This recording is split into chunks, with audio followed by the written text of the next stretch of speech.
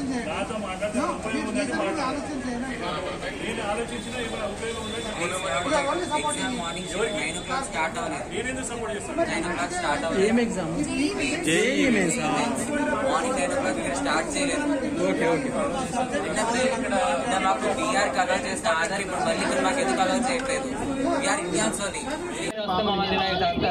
2 o'clock వచ్చి ఇక్కడ ఉంటే మాకు ఏదో మిస్సింగ్ అని చెప్పి ఒక ఫోటో తెచ్చినాం. 2 photos తేవాలని వాళ్ళు చెప్పారు. వచ్చేసరికి వాళ్ళు వెళ్ళిపోవాలి. కరెక్ట్ టైం కూర్చోడు. ఎందుకు అలౌ చేస్తే ఏం రీజన్ పంపించట్లేదు. మేము 2 o'clock వచ్చినాం అయినా వాళ్ళు ఏదో చెప్పి 2 photos అని చెప్పేసరికి మాకు పంపించారు. లైఫ్ ఉంటుంది, మేము ముందుకు వెళ్తాం. ఈ ఎగ్జామ్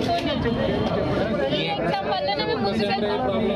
ఈ ఒక్క సెంటర్ లో మార్నింగ్ ఇంకో క్వశ్చన్ మిస్టేక్ అని చెప్పి ఇది అరోరా కాలేజ్ మేము ఎగ్జామ్ రాయడానికి వచ్చాం. జేఈ మెయిన్స్ సెకండ్ షిఫ్ట్ కి మార్నింగ్ షిఫ్ట్ వాళ్ళకి ఎగ్జామ్ టైం స్టార్ట్ అవ్వలేదు. 9 o'clock స్టార్ట్ అవుతుంది ఎగ్జామ్. వాళ్ళకి 1.5 hours లేట్ గా స్టార్ట్ అయింది. ప్లస్ ఇప్పుడు మేము అలో చేయడానికి ఆధార్ కార్డుతో మేము ఆధార్ జిరాక్స్ వస్తే మాత్రం నిన్న మాకు అలో చేసిన ఈ ఆధార్ జిరాక్స్ మళ్ళీ ఇప్పుడు అలో చేయట్లేదు. ఎందుకు అలో చేయట్లేదు మాకు తెలియట్లేదు. ఒరిజినల్ ఆధార్ ప్రూఫ్ అన్నప్పుడు ఇది ఉన్నప్పుడు నెంబర్తో వాళ్ళు కొట్టి చూసుకోవచ్చు. ఎస్సీడ్ అలో చేసిన ఈ ఎగ్జామ్ కి మళ్ళీ ఇండియా వాళ్ళు ఈరోజు అలో చేయకపోవడం ఏంటి? ఎన్రోల్మెంట్ కి అంత టైం తీసుకోవాలి. వీళ్ళు ఏదో సర్వర్ షిఫ్ట్ అని ఏదేదో అంటున్నారు. Yesterday we have seen this. Tadikonda అండి. నేను అనీషా వాళ్ళ ఫాదర్ని.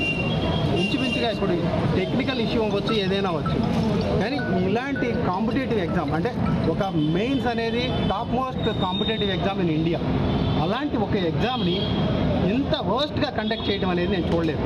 ఇంత భయంకరమైన రీతిలో కండక్ట్ చేస్తున్నారు. ఇక్కడ వాళ్ళు 5 సంవత్సరాల నుంచి కష్టపడుతున్నారు. ఈ ఎగ్జామ్లో అట్లీస్ట్ క్వాలిఫై అవ్వడానికి ఎంత టఫ్ ఎగ్జామ్ అయితే చెప్పండి. ఈ టఫ్ ఎగ్జామ్ని కూడా ఇంత భయంకరంగా కండక్ట్ చేయడం అనేది భయానకమైన స్థితి. ఈ కాలేజ్ అనేది అరోరా ఇంజనీరింగ్ కాలేజ్. ఇది దీంట్లో సర్వరు పొద్దున్నే మార్నింగ్ మొరాయించినాక 1.5 hours లేట్గా స్టార్ట్ చేశారు ఎగ్జామ్ని. ఎగ్జామినేషన్ స్టార్ట్ చేసినాక క్వశ్చన్స్ డిస్ప్లే అవ్వడం కూడా లేదు సరిగ్గా. అడిగితే మేము కూడా ఏం చేయలేమనేది ఇన్స్ట్రక్టర్ యొక్క ఇన్విజిలేటర్ యొక్క ఆన్సర్. మేము లోపలికి వెళ్దామంటే లోపలికి పంపిరు. ఎవరితో మాట్లాడాలో అర్థం కాని పరిస్థితి. ఇంత భయానకమైన ఇష్యూ అయితే లేదు. ఈవెన్ ఒక నెంబర్ ఇచ్చారండి, టోల్ ఫ్రీ నెంబర్లో ఒక 3 ఇచ్చారు జేఈ మెయిన్స్ వాళ్ళు. దేనికి రెస్పాన్స్ లేదు. కావాలంటే మీకు తెలుస్తాను చూడండి. ఇప్పుడు నేను టోల్ ఫ్రీ ఇన్ఫ్రాస్ట్రక్చర్ బాగాలేదు, సర్వర్స్ బాగాలేవు, అసలు పరిస్థితే బాగాలేదు. ట్రాఫిక్ జామ్ 2 కిలోమీటర్ల దూరం ట్రాఫిక్ జామ్ అవుతుంది.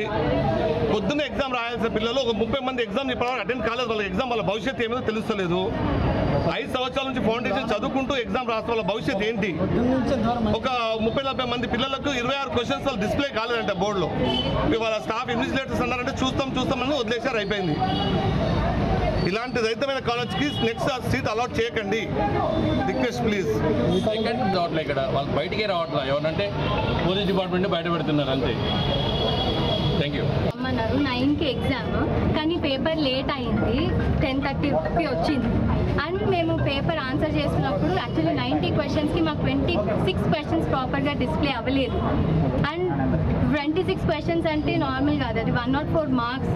మేము ఆన్సర్ కూడా చేయలేము కరెక్ట్గా డిస్ప్లే అవ్వకపోతే. If question doesn't display, we will not be able to answer the question and it will be a major problem also. ఇది ఉంటాయి.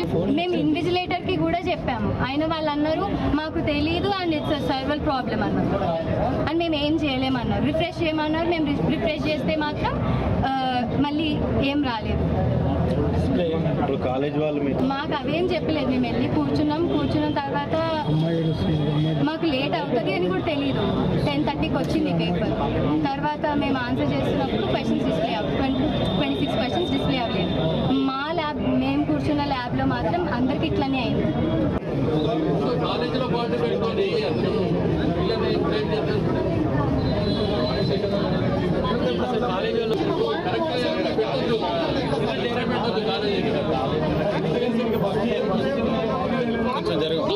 సర్వర్ ప్రాబ్లమ్ రెస్పాన్స్ తీసుకున్నప్పుడు స్టూడెంట్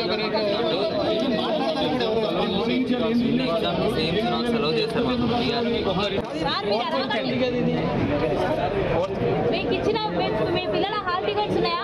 వాటి మీద కండిషన్స్ చదువుకున్నారా? చెప్పండి.